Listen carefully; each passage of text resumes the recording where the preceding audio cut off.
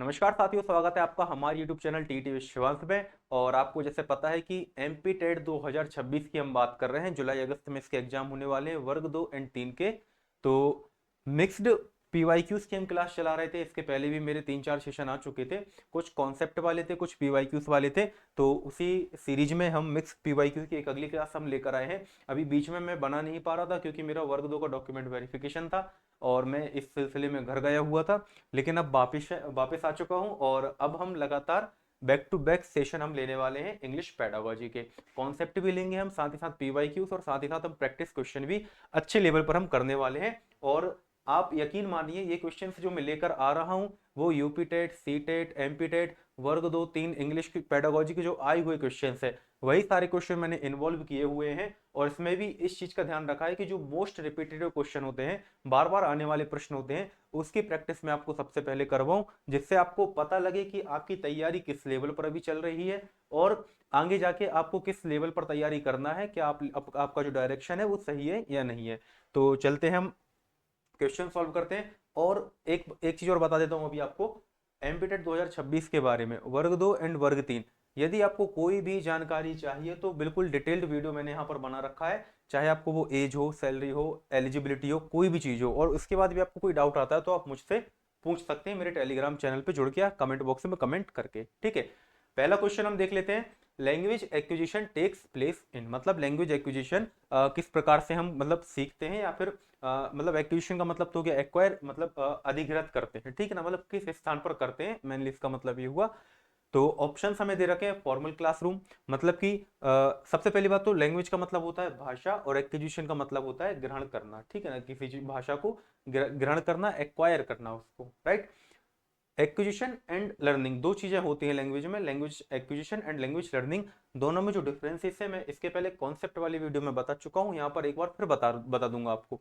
तो formal classroom में हम लैंग्वेज एक्विजिशन करते हैं क्या? नहीं कर सकते। क्यों नहीं कर सकते?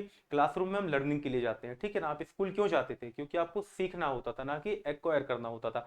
एक्वायर करने के लिए हम क्या करते हैं? नेचुरल एनवायरनमेंट जो होता है, हमारा प्राकृतिक वातावरण होता है, आसपास का परिवेश, आपकी सोसाइटी, समाज, परिवार, माता पिता, इनके माध्यम से आप जो भी उनको देख देख कर सीखते हैं। ठीक है ना, वो जैसा काम कर रहे हैं, जैसी बातें कर रहे हैं, जैसी बोली या भाषा बोल रहे हैं, उनको देख देख कर आप सीख जाते हैं। वो प्रॉपर आपको पकड़कर एक जगह बिठाकर सिखाते नहीं है, जैसा कि फॉर्मल क्लासरूम में टीचिंग होती, राइट। तो इसका सही आंसर हमारा जो एक्विजिशन का हो जाएगा वो है नेचुरल एनवायरनमेंट। मतलब नेचुरल एनवायरनमेंट में आप चीजें क्या है, एक्वायर करते हैं। Okay. Who proposed the theory of language acquisition versus learning. ठीक है ना, तो यहां आपको प्रश्न का उत्तर बताना है कि किसने language acquisition versus learning, language learning और लैंग्वेज एक्विजिशन की बीच की थ्योरी बताई थी, मतलब कि दोनों में डिफरेंसेस बताए थे। ठीक है, तो कौन से ऐसे वैज्ञानिक थे या कौन से ऐसे भाषाविद थे या लिंग्विस्ट हम जिनको कहें, कौन थे ऐसे? ठीक है ना, तो आपको इसका उत्तर यहाँ पर बताना है। पियाजे थे, या बाइगोट्स्की, क्राशन और स्किनर। ठीक है ना, तो आपको कहीं ना कहीं पियाजे, बाइगोट्स्की, स्किनर का पता भी होगा कि इन्होंने कौन कौन सी थ्योरी दी है। इसके पहले वाले सेशन में भी मैंने आपको बता रखा है, पर यहाँ पर हम चलते हैं सही उत्तर की ओर। और सही आपका ऑप्शन हो जाएगा ऑप्शन सी, क्राशन। क्राशन कौन थे? एक अमेरिकन लिंग्विस्ट थे। यहाँ पर मैं लिख देता हूँ, आपको थोड़ी सी एक्स्ट्रा इंफॉर्मेशन यहाँ पर होनी चाहिए। ठीक है ना, ये एक अमेरिकन लिंग्विस्ट थे जिन्होंने लैंग्वेज एक्विजिशन एंड लर्निंग के बारे में जानकारी दी थी। इनका पूरा नाम यदि आपको कहीं पर आ जाए तो स्टीफन डी क्राशन इनका पूरा नाम हो जाएगा। ठीक है, कहीं हो सकता है कि एग्जाम में भाई एग्जामिनर आपको घुमाने के लिए सिर्फ स्टीफन दे दे या स्टीफन डी क्राशन पूरा लिख दे, तो कहीं आप कंफ्यूजन में ना जाओ, इसलिए आपको ये पता होना चाहिए। और एक ये अमेरिकन लिंग्विस्ट, मतलब अमेरिकी भाषाविद थे। ठीक है, अब एक्विजिशन और लर्निंग की जो हम बात कर रहे थे, जो थ्योरी स्टीफन क्राशन ने हमें दी हुई है, तो इसके बारे में हम देख लेते हैं कि लैंग्वेज एक्विजिशन क्या है और लैंग्वेज लर्निंग क्या है। ठीक है ना, आप चाहें तो इसका एक बार स्क्रीनशॉट लेकर रख सकते हैं, जिससे आपको ये समझने में और बाद में रिकॉल करने में भी आसानी होगी। तो देख लेते हैं लैंग्वेज एक्विजिशन क्या होता है। सबकॉन्शियस प्रोसेस होती है, मतलब अवचेतन अवस्था में हम इस प्रक्रिया को हम करते हैं। मतलब कि क्या होता है, जैसे आप मतलब जैसे आप सोचे कि आप एक छोटे बच्चे थे और अब बड़े हो गए, धीरे धीरे मैच्योरिटी की अवस्था में आप आ चुके हैं, तो बहुत सारी चीजें आपको पता होंगी कि आपको किसी ने सिखाई नहीं है। ठीक है ना, आप ऑटोमेटिक सबकॉन्शियसली आप उनको सीखते हुए चले गए। ठीक है, नेचुरल कम्युनिकेशन, इस लैंग्वेज एक्विजिशन में क्या होता है, प्राकृतिक वार्तालाप होता है, ऐसा नहीं होता कि कोई आपको सिखाने के उद्देश्य से कोई आपको बातचीत कर रहा हो। इसमें हम मीनिंग पर फोकस करते हैं, कॉन्टेक्स्ट पर हम फोकस करते हैं पूरा, ना कि हम किसी रूल वगैरह पर फोकस करते हैं।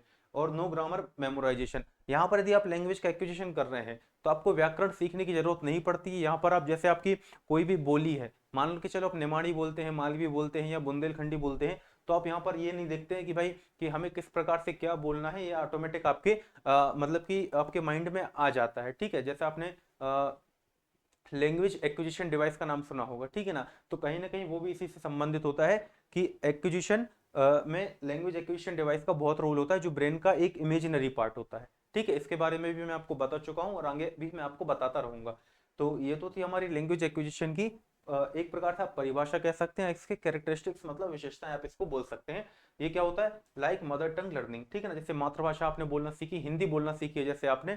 यदि आप मान के चलो अमेरिका में पैदा हुए होते, अमेरिका में आपका जन्म हुआ होता, तो आप ऐसा नहीं कि वहां पर इंग्लिश क्लासरूम्स आपको जाने पड़ते, स्पोकन इंग्लिश वहां पर आपको सीखनी पड़ती, वहां ऑटोमेटिक परिवेश में आप ऑटोमेटिक ढल जाते, क्योंकि वहां पर इंग्लिश ही बोली जा रही है और आप ऑटोमेटिक इंग्लिश बोलना सीख जाते। आप भारत में हैं इसलिए आप ऑटोमेटिक हिंदी बोल रहे हैं, ठीक है, या आपका जो भी क्षेत्र है उस प्रकार की बोली आप बोलना सीखे हो, ऑटोमेटिक है, किसी ने आपको सिखाया नहीं है, नेचुरल है। ठीक है, लैंग्वेज लर्निंग की हम बात कर लेते हैं। यहाँ पर एक क्लासरूम बेस्ड लर्निंग होती है, मतलब कि यहाँ पर आपको सिखाया जाता है, ठीक है ना। कक्षा में यदि आप जाते हो तो वहां पर आप कुछ ना कुछ सीखने के लिए जाते हो, ना कि एक्वायर करने के लिए। एक्वायर का वहां परसेंटेज मिनिमम होता है, लर्निंग का परसेंटेज मैक्सिमम होता है।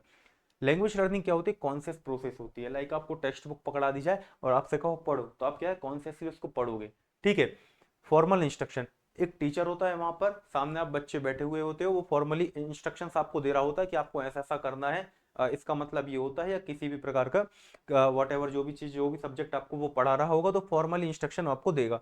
Focus is on grammar rules, ठीक है ना, यदि हम प्रॉपर लैंग्वेज की बस हम बात कर रहे हैं यहाँ पर, तो ग्रामर रूल्स पर वह फोकस करेगा, ठीक है ना। ऐसा नहीं कि व्हाट कहाँ पर लगना है, हेल्पिंग वर्ब कहाँ पर लगना है, क्वेश्चन वर्ड जो आपका डब्ल्यूएच वर्ड वो कहाँ लगना है, या फिर आपकी जो वर्ब कहाँ आनी चाहिए, ऑब्जेक्ट कहाँ आना चाहिए, कहीं पर भी लगा दिया, ऐसा नहीं होता वहां पर। यहाँ क्या होता है, प्रॉपर वो आपको एक स्ट्रक्चर्ड वे में आपको वो चीजें सिखाता है, लैंग्वेज बोलना वो आपको सिखाएगा या लिखना सिखाएगा।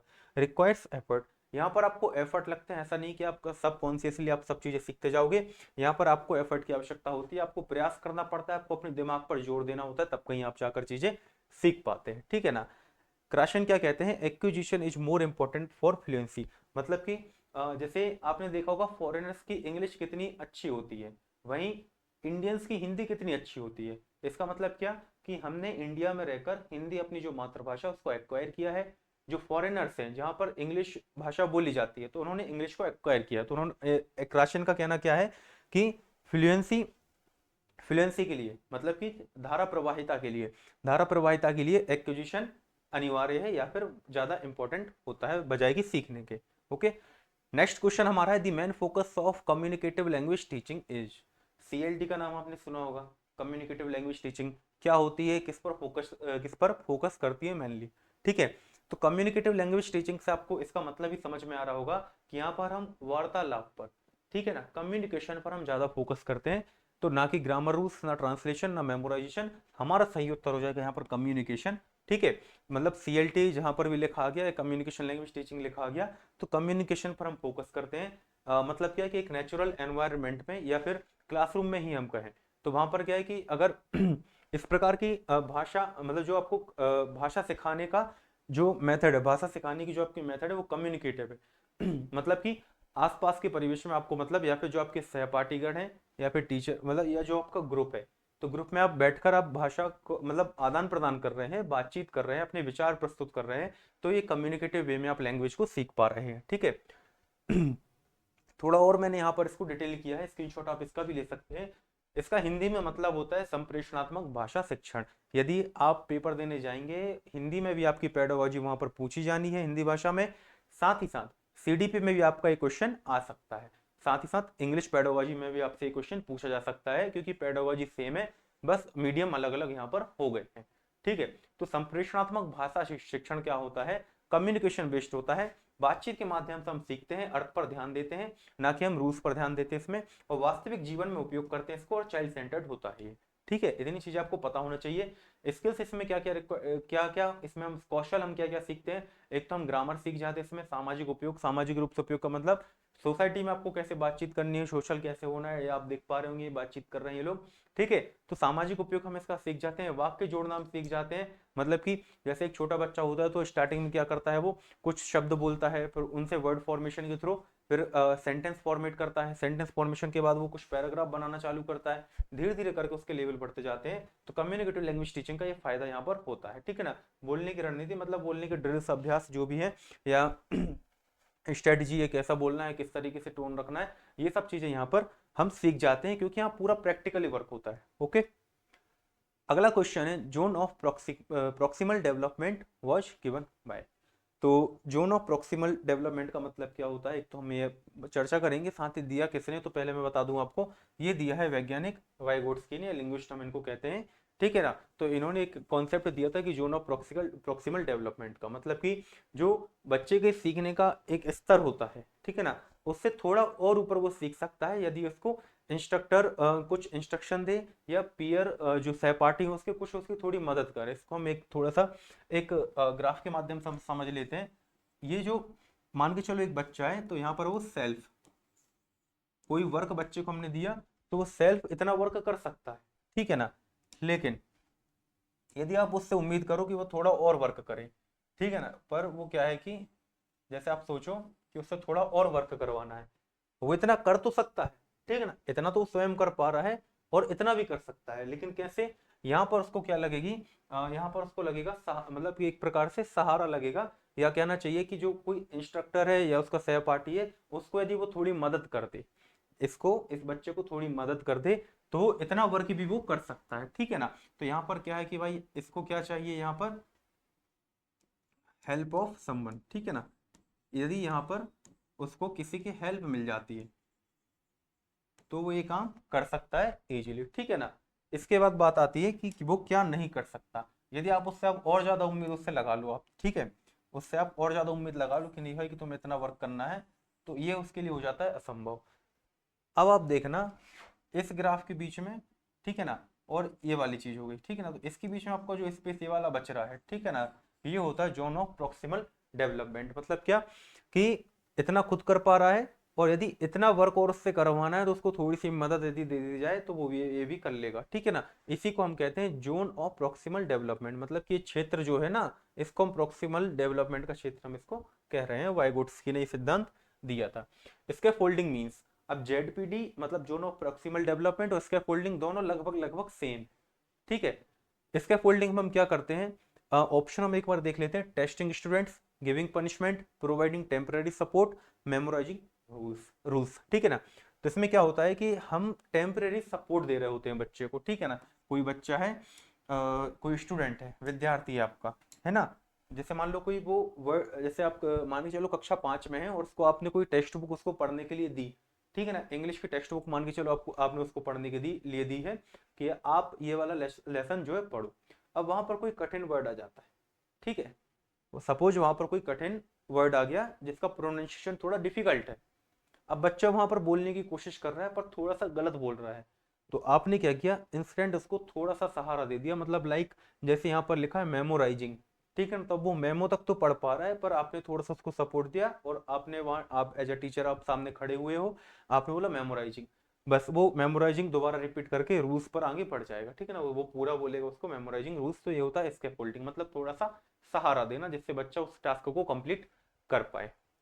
अगला क्वेश्चन है हमारा आपके लिए, एक मतलब एक अच्छी चीज है, हम प्लान कर रहे हैं टेस्ट सीरीज का, राइट।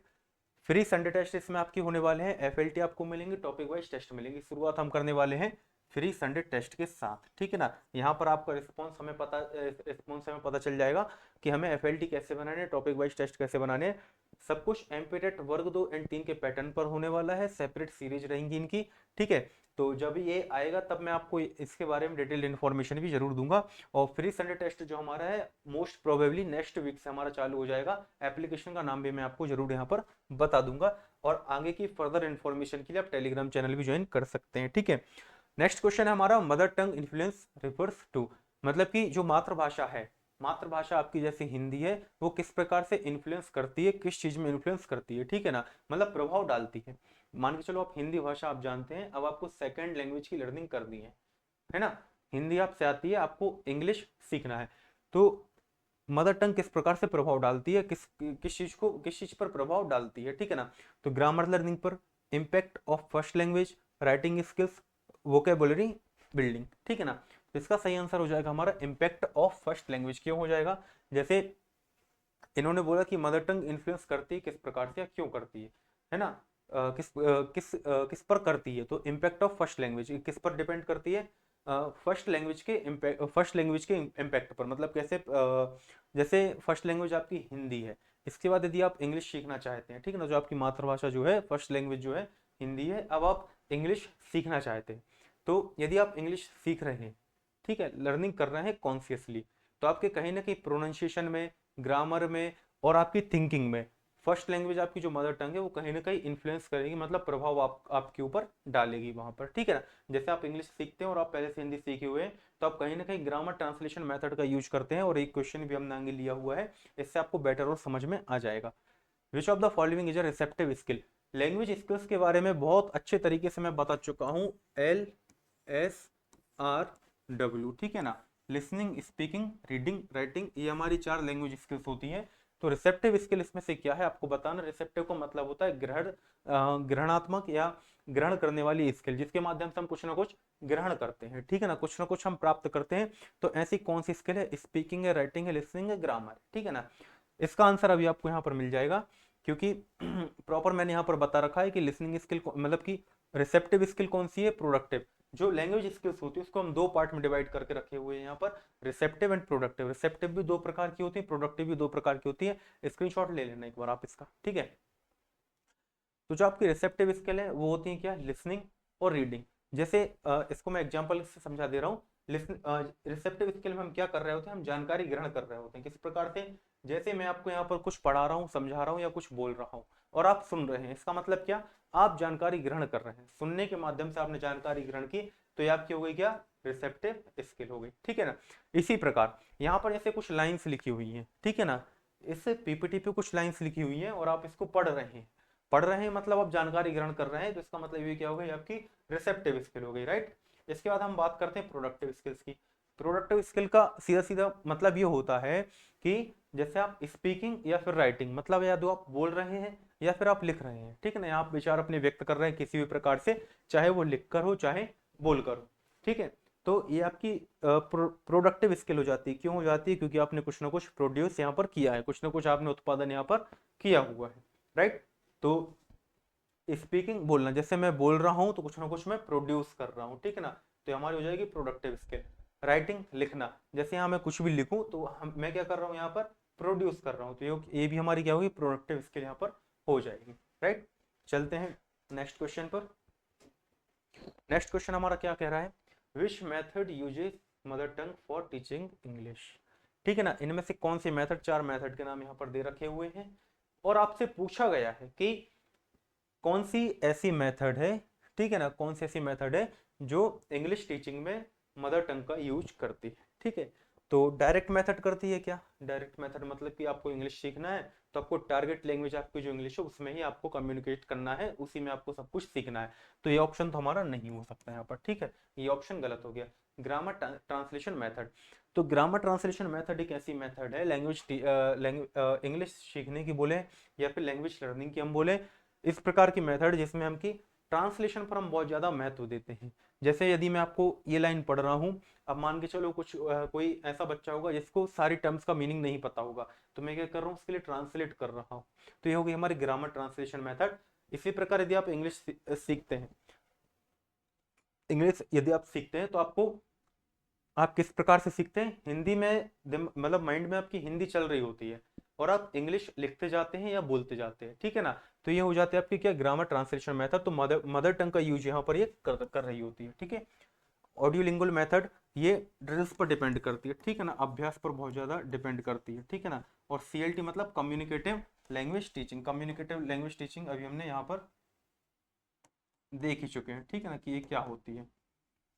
नेक्स्ट क्वेश्चन पर हम आते हैं, remedial teaching is used for, remedial teaching किस लिए यूज होती है। रिमीडियल का मतलब होता है, रिमीडियल टीचिंग का मतलब होता है उपचारात्मक शिक्षण। क्या होता है भाई, उपचारात्मक शिक्षण, ठीक है ना।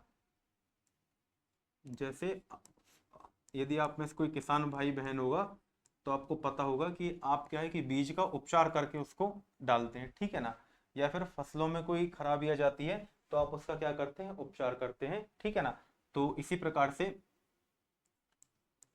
टीचिंग में होता है, ठीक है ना। कैसे होता है, इसका तो मतलब हो गया भाई उपचारात्मक शिक्षण। कैसे होता है रिमीडियल टीचिंग का काम, जैसे किसी टीचर ने आपको कोई चीज पढ़ा दी, ठीक है ना। आपको लगभग लगभग वो चीज समझ में आ गई है, लेकिन फुली आप उस चीज को समझ नहीं पाए, कंप्लीटली आपने उसको एनालाइज नहीं कर पाए अभी, ठीक है ना। टीचर आपका टेस्ट लेता है, टीचर को समझ में आता है कि कहीं ना कहीं अभी गैप बाकी है, आपने चीजें पूरी तरीके से अभी नहीं सीख पाए। तो फिर क्या करता है, वो एक्स्ट्रा क्लास लेता है। क्यों लेता है, रिमीडियल टीचिंग के लिए। मतलब उसने बहुत कुछ आपको सिखा दिया है, अब थोड़ी बहुत मरहम पट्टी करनी है आपकी जो बाकी रह गई है, तो वो यहाँ पर वो एक्स्ट्रा क्लास लेकर आपकी कर देगा, ठीक है ना। तो ये किसके लिए होगी, ब्राइट स्टूडेंट्स के लिए होगी क्या, नहीं होगी। टीचर्स के लिए नहीं है, पेरेंट्स के लिए नहीं है, ये है वीक लर्नर्स के लिए। मतलब क्या, जो कमजोर विद्यार्थी होते हैं उनके लिए रिमीडियल टीचिंग बहुत यूजफुल होती है। रिमीडियल टीचिंग का तो एक अलग से सेशन लेना पड़ेगा, क्योंकि बहुत ही इंपॉर्टेंट टॉपिक है। आपके लगभग 3 से 4 क्वेश्चन भी किसी किसी चैप्टर में आपको देखने के लिए मिल जाएंगे इसके, ठीक है। नेक्स्ट क्वेश्चन है हमारा, teaching learning material helps in. आपने सुना होगा कि जो शिक्षण सहायक सामग्री होती है, टीचिंग लर्निंग मटेरियल का मतलब क्या हुआ, शिक्षण सहायक सामग्री। ये आपने 100% आपने सीडीपी में भी पढ़ा होगा, ठीक है ना। किस चीज में हेल्प करती है, इंक्रीजिंग कंफ्यूजन। क्या ये कंफ्यूजन या भ्रम की अवस्था को बढ़ाती है, नहीं भाई, ठीक है ना। ये तो मदद करने के लिए है, ठीक है ना कि कोई कंफ्यूजन क्रिएट करने के लिए।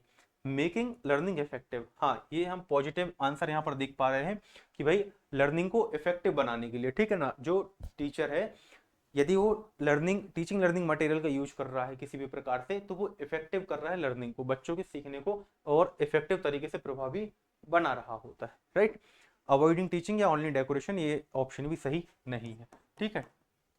टीएलएम के बारे में हम और चीज देख लेते हैं कि क्या होती है, स्क्रीनशॉट आप इसका भी ले सकते हैं एक बार, ठीक है। ये आपके लिए एक्स्ट्रा इन्फॉर्मेशन है।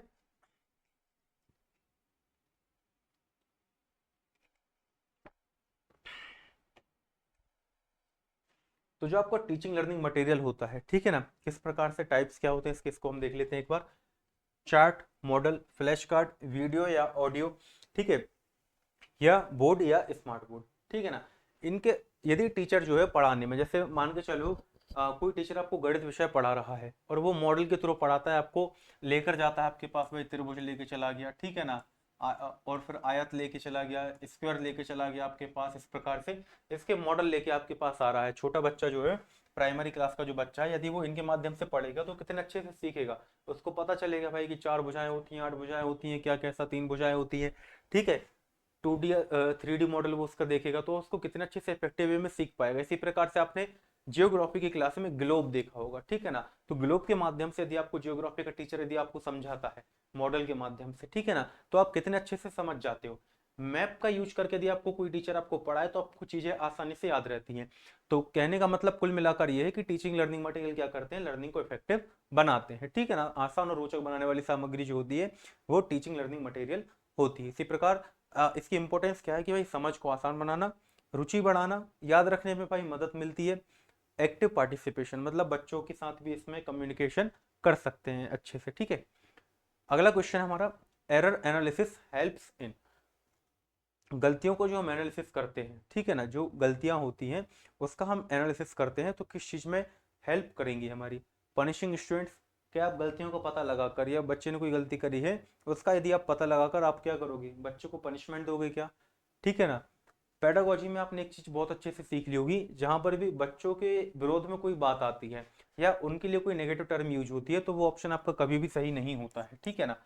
इसके बाद क्या है, अंडरस्टैंडिंग लर्निंग डिफिकल्टीज। यदि आपको आप एरर का एनालिसिस कर पा रहे हो तो आपको क्या है कि लर्नर की डिफिकल्टीज समझने में आसानी होगी क्या, बिल्कुल होगी। क्यों, क्योंकि आपको पता लगेगा कि बच्चा गलती आखिर कर कहाँ रहा है, कहाँ पर वो एरर कर रहा है, कहाँ मिस्टेक कर रहा है। यदि आप ये पता लगा पाते हो तो आपको समझ में आ जाएगा कि डिफिकल्टी कहाँ पर आ रही, समस्या कहाँ पर है, तो आप उसका निदान कर पाओगे। मिस्टेक्स इग्नोर करना कहीं से भी, मतलब सिविक सेंस नहीं है कहने का, ये तो गिविंग मार्क्स, ठीक है ना। तो एरर एनालिसिस करके आप उसको मार्क्स दोगे क्या, नहीं दोगे आप, बल्कि उसको क्या करोगे, उसकी टीचिंग करोगे, बेटर वे में उसकी अंडरस्टैंडिंग डेवलप करोगे और समझोगे कि उसको समझने में दिक्कत कहाँ पर आई, जिससे आप नेक्स्ट टाइम उसको बेटर तरीके से आप उसको पढ़ा सको। ठीक है। नेक्स्ट क्वेश्चन है हमारा, अ मल्टीलिंगुअल क्लासरूम रेफर्स टू। एक मल्टीलिंगुअल क्लासरूम है, वो किस चीज को रेफर कर रहा है? इन चार ऑप्शंस में से ऑप्शन आप पढ़ लीजिए। मल्टीलिंगुअल का मतलब जब तक मैं आपको बता देता हूँ, मल्टीलिंगुअल का मतलब होता है बहुभाषी। ठीक है, मल्टीलिंगुअल का मतलब आपका क्या होता है? बहुभाषी, मतलब बहुत सारी भाषाओं का ज्ञान रखने वाला या बहुभाषी। अब यहाँ क्लासरूम की बात है तो बहुभाषी कक्षा, मतलब इस कक्षा में जो विद्यार्थी बैठे हुए हैं वह अलग अलग भाषा का उपयोग करते हैं, अलग अलग भाषा वहाँ यहाँ पर बोलते हैं। ठीक है ना, तो इसका मतलब हो गया ये। अब इसमें हम रेफर्स की बात कर रहे हैं कि किससे संबंधित है। तो वन लैंग्वेज टीचिंग, क्या एक भाषा के शिक्षण से इसका संबंध है? नहीं होगा, क्यों? हम बहुभाषी की बात कर रहे हैं। ठीक है ना। Students with same language, same language का मतलब क्या हो गया कि एक ही भाषा हो गई वो, तो ये भी आंसर इसका नहीं होगा। डिफरेंट लैंग्वेज बैकग्राउंड्स, हाँ यहाँ पर हम देख सकते हैं जैसे कि केवीएस स्कूल होते हैं, सेंट्रल स्कूल्स होते हैं। ठीक है, तो वहाँ पर क्या होता है कि अलग अलग सेंट्रल गवर्नमेंट के जो एम्प्लॉयज होते हैं उनके फ्रिक्वेंट ट्रांसफर्स होते रहते हैं अलग अलग एरिया के या अलग अलग स्टेट के, कहना चाहिए कि वो लोग नेटिव होते हैं। तो कोई भाई साउथ का है, कोई नॉर्थ का है, ठीक है ना, कोई ईस्ट का है, सब जगह अलग अलग भाषाएं चलती हैं, आपको भी पता है। ठीक है ना, मध्य प्रदेश जो सॉरी अपना इंडिया है, जो अपना नेशन है, ठीक है ना, वहाँ पर कितनी भाषाएं यूज होती हैं ये भी आपको पता है। 22+ भाषाओं को राष्ट्रीय भाषा का दर्जा प्राप्त है यहाँ पर, यदि मैं सही हूँ तो। ठीक है ना, एग्जैक्ट मुझे भी याद नहीं आ रहा अभी तो आगे के सेशन में हम चर्चा करेंगे, क्योंकि एक आपका जो चैप्टर बनता है ये वो भी बनता है यहाँ पर, जो आपके सिलेबस में यहाँ पर दे रखा है लैंग्वेज के बारे में। तो डिफरेंट लैंग्वेज बैकग्राउंड्स की हम यहाँ पर बात कर रहे थे कि मल्टीलिंगुअल क्लासरूम किससे संबंधित होगी? डिफरेंट लैंग्वेज बैकग्राउंड से। ओनली इंग्लिश मीडियम, ये भी इसका सही आंसर नहीं होगा। अगला क्वेश्चन हमारा, स्किमिंग इज रिलेटेड टू। आपको पता होगा यदि आपने मेरे इसके पहले वाले सेशन देखे हुए हैं तो स्किमिंग किससे रिलेटेड है आप तुरंत यहाँ पर बता पाओगे। ठीक है ना, एक वर्ड यहाँ पर उसका मीनिंग भी मैंने आपको वहीं पर बताया हुआ था, यदि आप रिकॉल कर पा रहे हो तो। और स्किमिंग और जो स्कैनिंग होता है, एक्सटेंसिव रीडिंग, इंटेंसिव रीडिंग, ये सारे कुछ पठन के प्रकार होते हैं। ठीक है ना, रीडिंग के टाइप्स होते हैं। रीडिंग के चार टाइप्स मैंने आपको बताए हुए थे। स्किमिंग हो गया आपका, और फिर हो गया आपका स्कैनिंग, लिख ही देता हूँ आपको यहाँ पर। एक हो जाता है एक्सटेंसिव रीडिंग, एक्सटेंसिव रीडिंग ये होती है for pleasure, and intensive reading ये होती है गहन पठन होता है, ये किसी जानकारी को अच्छे से प्राप्त करने के लिए, एग्जाम्स वगैरह के लिए पढ़ने के लिए।